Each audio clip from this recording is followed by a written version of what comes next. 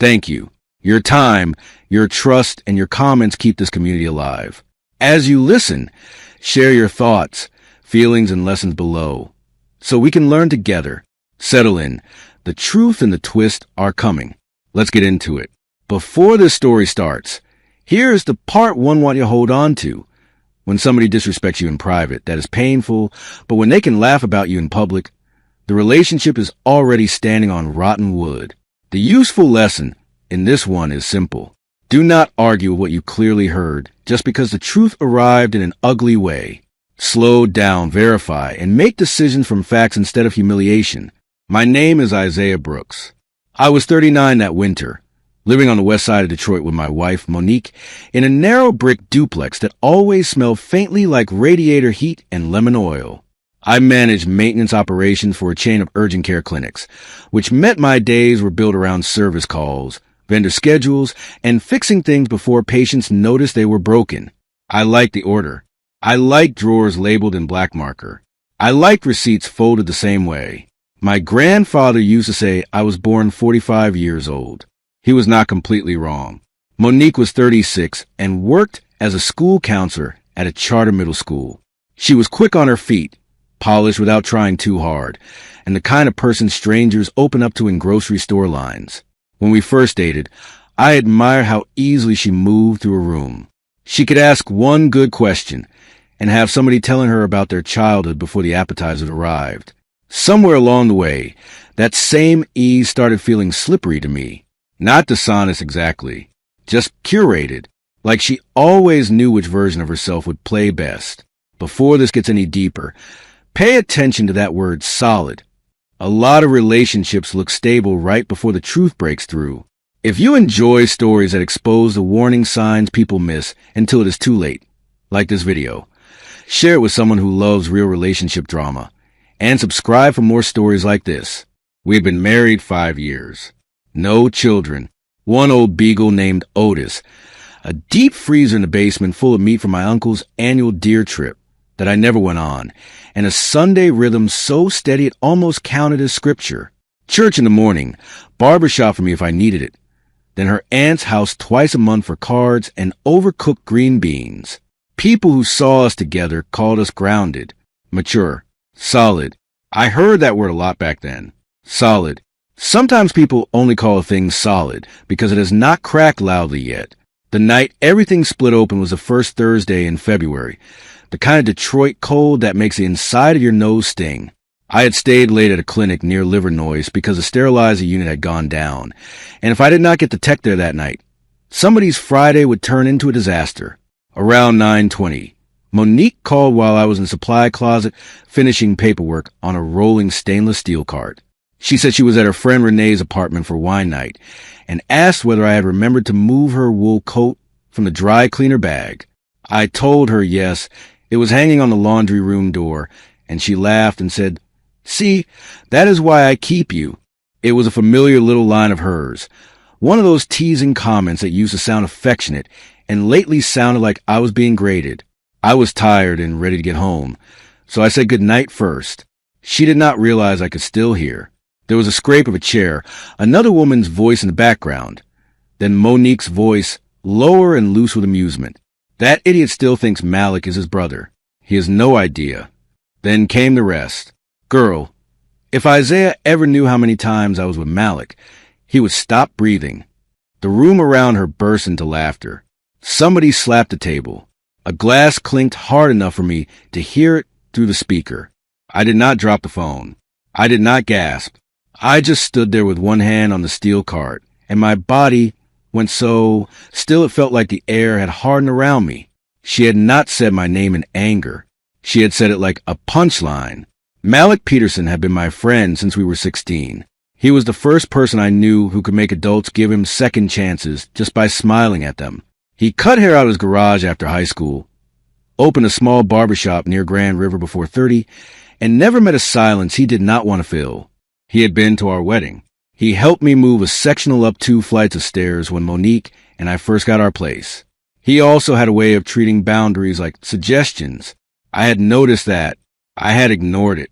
I ended the call, without making a sound and sat on an upside-down milk crate in that supply closet for maybe 10 minutes. My heartbeat was not fast. That was the strange part. It was slow, almost deliberate, as if my body understood before I did that panic would not help. I replayed the sentence exactly as I heard it. Not used to be with. Not almost did something. Not a rumor. Not a misunderstanding. I could still hear the laugh after it. The laugh bothered me more than the words. Cheating is betrayal. Mockery is rot. My first decision came there on that milk crate.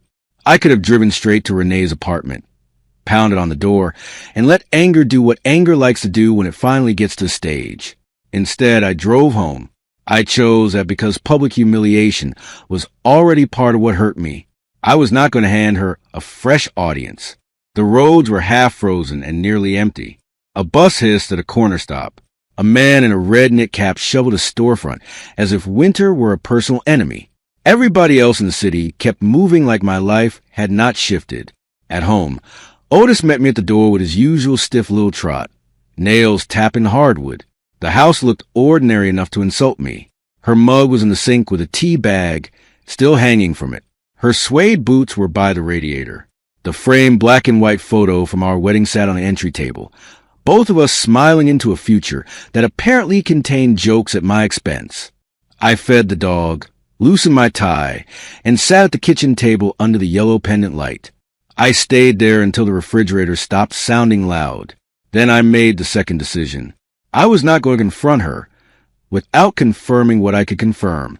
People love saying that if you need proof, the relationship is already dead. Maybe, but proof matters when lies are polished and your own pride is bleeding. Monique and I shared a phone plan because it was cheaper. I logged in my fingers steady.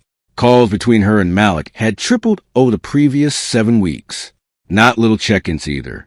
30 minutes, 52 minutes, 11:30 at night, 6:12 in the morning. A pattern is sometimes louder than a confession. I did not sleep much.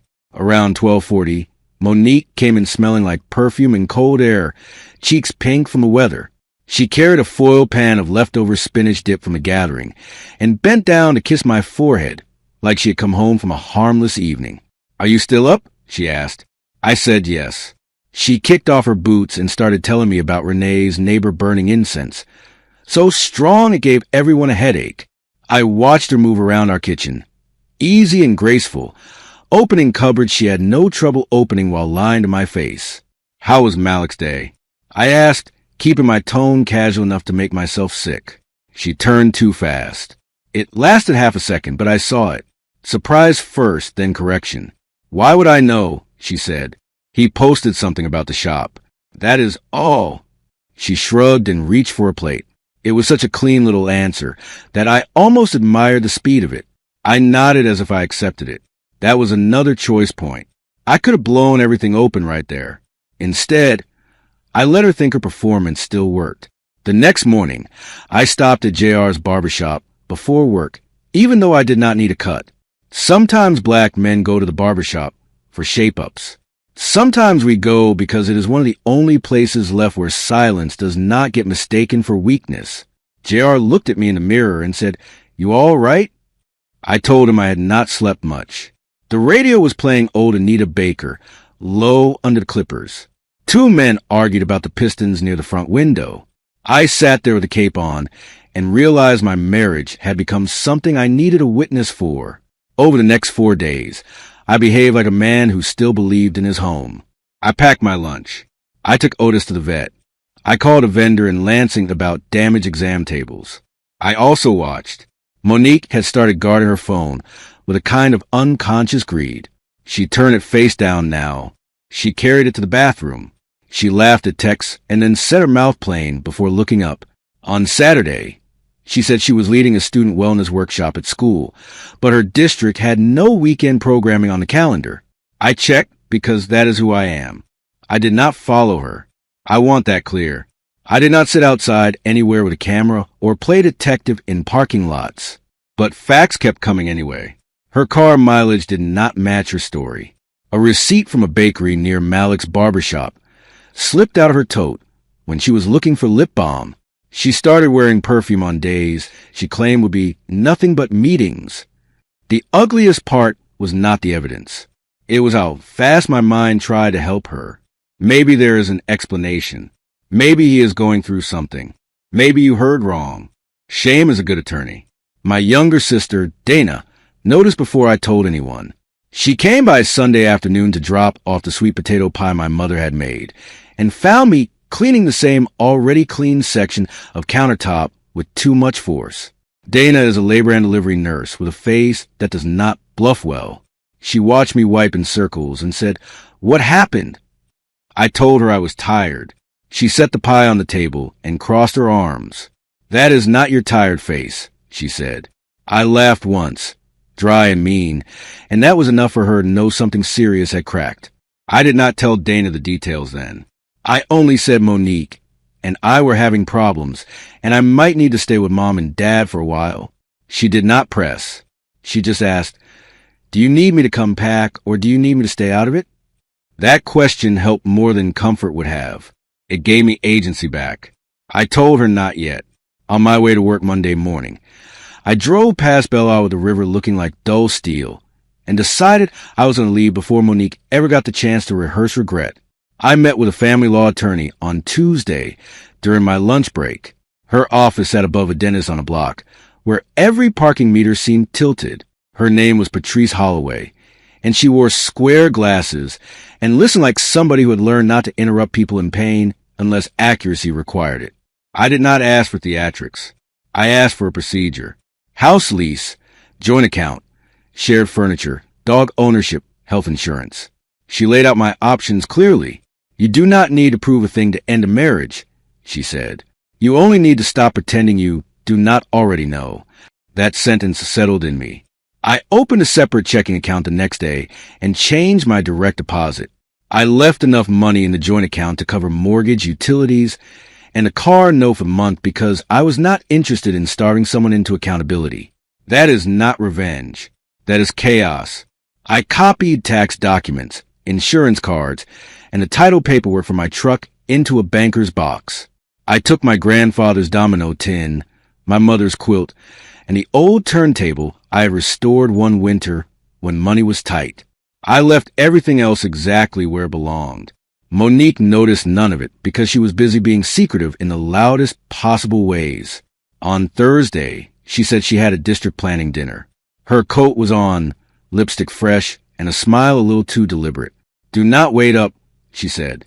I looked at her and felt the last soft part of me pulling back from her, like a hand from hot metal. "I won't," I answered. After she left, I sat at the dining room table and wrote out a short list in a legal pad. Move clothes, take documents, call attorney, tell parents, leave ring. The ring took me the longest. My wedding band was plain white gold. Nothing flashy. I had chosen it because it felt durable and uncomplicated, which now seemed almost funny. I turned around my finger for nearly an hour, while Otis slept against my foot and a freight train moaned somewhere in the distance. In the end, I decided not to leave it in the house. I slipped it into the front pocket of my winter coat. That choice mattered to me. I was not returning my dignity like a borrowed item. I was carrying it with me. The marriage was over. My self-respect was not a prop. I moved out on a Saturday morning while Monique was at a professional development brunch she had mentioned twice, both times with the airy vagueness people use when they need the sentence to go unquestioned. Dana came with her husband Reggie and a borrowed cargo van. We worked quickly. Clothes, shoes, bathroom things, laptop, records, the cedar box where I kept birthday cards for my grandmother, Otis's bed, his medicine, the framed photo of my parents on their 40th anniversary. We left the sectional, the dining set, the blender she loved, and the television mounted above the fireplace. On the kitchen counter, I left my house key, a copy of the attorney's business card, and a one-page note in my own handwriting. It said, "I heard what you said on the phone. I confirmed enough. I will communicate through counsel regarding the next steps. Please do not come to my parents' home or my workplace." I read it twice before setting it down. No insults, no dramatic questions, no invitation to debate. My third major decision was to keep my pain out of the note. Once betrayal is obvious, The cleanest language is often the strongest one. I drove straight to my parents' house in Southfield, where the porch light is on even in daylight, because my father says it makes a home look occupied by love. My mother opened the door before I knocked, took one look at the boxes in the truck bed, and said, "Bring the dog in first." I still appreciate that. No gasping, no interrogation at the threshold, just a practical instruction that let me keep standing. My father carried the heavier boxes downstairs without a word. When we were alone in the den later, he asked, "Did she betray you?" I nodded. He nodded back. Monique found a note around 2:15 that afternoon. Her first call went to voicemail because I'd already turned my phone face down in the guest room and stepped away. Then came the text. "Isaiah, what is this?" Then, "Stop playing." Then, "If this is about some half-heard joke, you are embarrassing yourself." That wording tightened something cold in my chest. She knew exactly what I had heard. I answered only once. "Not a joke. Do not contact me outside legal channels." Her response came fast. "You are going to ruin your life over pride." I did not reply again. She called Dana next, which I had expected. My sister put her on speaker, only long enough for me to hear Monique's tone, sharp but tearful at the edges. "Can you please tell your brother to act like an adult?" she said. Dana pressed N without answering. That tiny act of loyalty almost broke me harder than the affair had. The people who love you cannot fix betrayal, but they can keep you from being dragged back into its theater. By Monday, my attorney had filed the initial paperwork. By Tuesday, Monique switched from outrage to charm in her messages to mutual friends. That same Tuesday, Malik sent me a text from a new number. "I know you are hurt, but she was unhappy and you know how you get." I stared at that sentence until my vision blurred. The arrogance of it. Not apology, not confession, not even an attempt at decency. Just an explanation that centered his reading of my personality. I showed the message to Patrice, and she told me not to respond. "Do not wrestle in mud with men who think access is the same as permission," she said. So I blocked the number and added his shop to the list of places I would never enter again. 3 days later, Monique ignored a line in my note and came to my parents' house anyway. It was just after 6, dark already, the snow in the yard turning blue under the porch light. My mother had made turkey chili, and we were sitting down when the doorbell started ringing in frantic bursts. Otis barked himself hoarse. Through the front curtains, I could see Monique's headlights cutting across the driveway, and her silhouette moving up and down the walk like a metronome set too fast. My mother reached for the knob. I said, "No, let me." I stepped onto the porch and pulled the door nearly shut behind me. Monique looked beautiful in the cruel way grief can make a familiar face look sharpened. Camel coat, gold hoops, hair freshly wrapped and let down in soft curls, lips pressed tight enough to lose color. "So this is what you do," she said. "You hide at your parents' house like I am some stranger?" Her voice carried. The elderly couple next door had their living room blinds parted. I kept mine low. "You were told not to come here." I said, "You need to leave." "Leave," she snapped. "After 5 years? After everything I did for you?" That sentence was so telling I almost smiled. Not everything we built. Not what I meant to her. What she did for me. As if marriage had been a favor on layaway. "Monique," I said, "I heard you laugh about sleeping with Malik." Her face changed, not into shame but irritation, like I had spoiled the ending of something. "You really are going with that," she said. "Do you know how paranoid that sounds when you say it out loud?" "Less paranoid than accurate," I answered. She took 2 quick steps closer and lowered her voice, which somehow felt more hostile than shouting. "You want the truth? You've been gone for a year, while standing right next to me. Work, lists, routines, that old man energy. Malik made me feel seen. I remember every word because my body went cold hearing them. People always think betrayal stories hinge on sex. They do not. They hinge on entitlement. She was not confessing. She was submitting an invoice. I looked past her toward the street and said, "You need to go before this gets uglier than it already is." "No," she said. "You need to stop acting superior because somebody finally wants more than your little schedules and your church face patience. There are insults that hit because they're clever. Then there are insults that hit because they reveal exactly how little somebody ever respected the quiet parts of you. My patience, my order, my steadiness. The qualities she had once called safe were now being recast as defects because they made her excuses easier. I said nothing. That silence enraged her more. She laughed once, bitter and thin. You are really going to throw your marriage away over this? You threw it away when you decided I was a joke. I said. That landed. For the first time that evening, she looked unsure. Maybe because I had named the real injury, not simply infidelity. Contempt.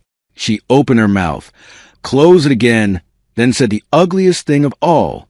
Everybody talks. My friends do not even like you like that. I felt my shoulders relax. That was the moment I knew there was nothing left to save. Good night, Monique, I said and went inside.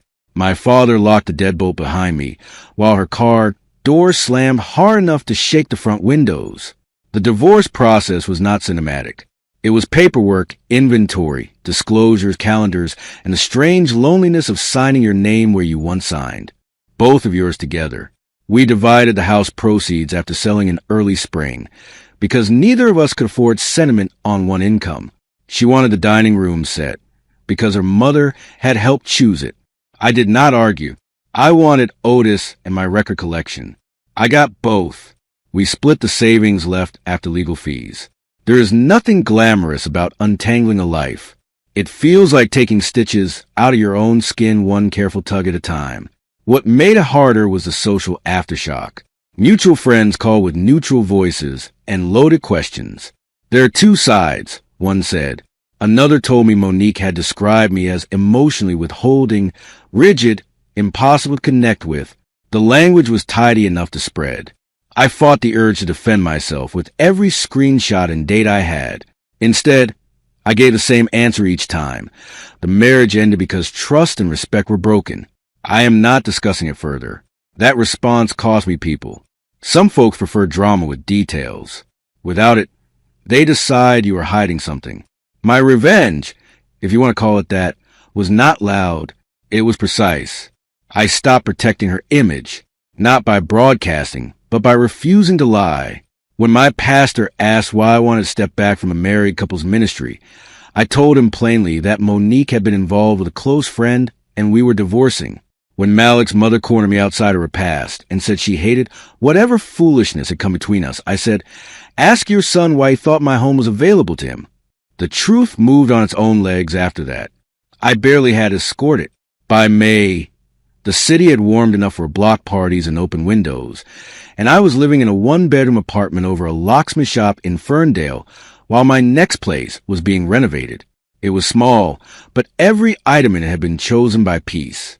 One lamp, one couch, one blue enamel pot, Otis's bed by the balcony door. On Friday nights, I cooked catfish or turkey meatloaf and played records too old for algorithms to recommend. I had forgotten what it felt like for a room to hold only my own nervous system. Quiet became medicine again. One afternoon in June, I ran into Malik at Easter Market. I was there for tomatoes and too expensive peaches. He was standing by a flower stall, holding a coffee like he still belonged in the same world as me. For a second, I considered walking past him. Then I remembered how much of the past 6 months had been shaped by avoidance and decided not to add one more inch to that map. He said my name softly, almost respectfully. Can we talk? He asked. I shook my head. You had that chance before you started borrowing from my life. I said. He looked stung, which I admit satisfied something small and human in me.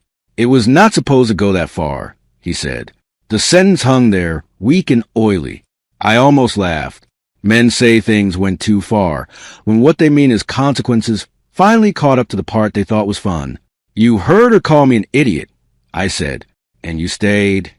He opened his hands like he was presenting an apology no one had ordered. I did not think. Exactly. I cut in, then I picked up my bag of peaches and kept walking. Later that month, Monique emailed Patrice asking if I would consider meeting privately for closure. My attorney forwarded the message with no commentary.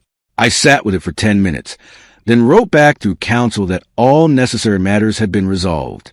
That was another decision point.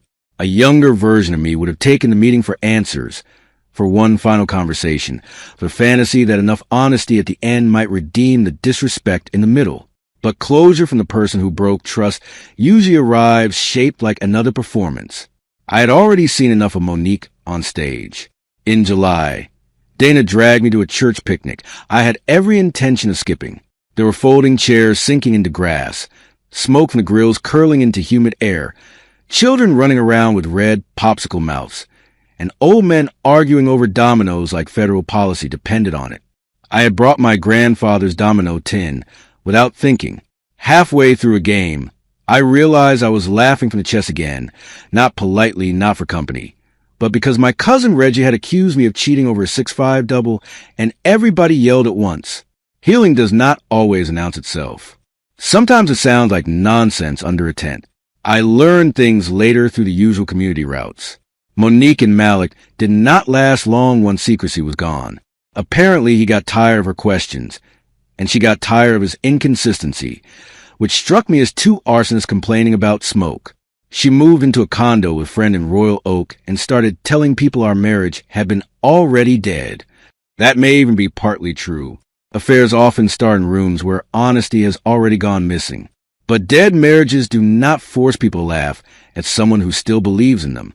That part was a choice, and it was hers. By the time the first leaves started turning, I had bought a small bungalow in a quiet pocket of Dearborn Heights with a fenced yard for Otis and a basement workbench for my repair projects. I restored an old pendulum clock there one Saturday, sanding the wood cabinet, while college football murmured from a radio. I remember thinking how strange it was that I no longer wanted Monique to understand what she had done. That desire had drained out of me. Accountability is not making the other person finally agree with your pain. Sometimes it is letting them remain wrong without granting them further access. Looking back, the phone call was not the beginning of the end. It was the end of my ability to misread what had already been happening. Her distance, the secrecy, the extra care with appearance, the way sarcasm had replaced tenderness, all of it had been building. What changed that night was not the facts. It was my willingness to stop sanding them smooth. Right before I hung up, I heard my wife laugh with her friends and call me an idiot while admitting she had been with my friend. I did not scream. I did not beg. I let the truth finish introducing itself, and then I left. If this story hits you, remember this. Cheating hurts, but contempt changes everything. When someone can laugh at your loyalty, the right response is not begging for answers. It is protecting your peace. Like this video, share it with somebody who needs that reminder, and subscribe for more powerful relationship stories like this. The part of this story that stays with me is not the porch argument or even the marketing counter. It is the note on the kitchen counter and the sentence on my parents' porch. You threw it away when you decided I was a joke. That is the takeaway here. Betrayal is one wound. Contempt is another. Once somebody starts treating your dignity like a prop, boundaries are not punishment. They are first aid. The end.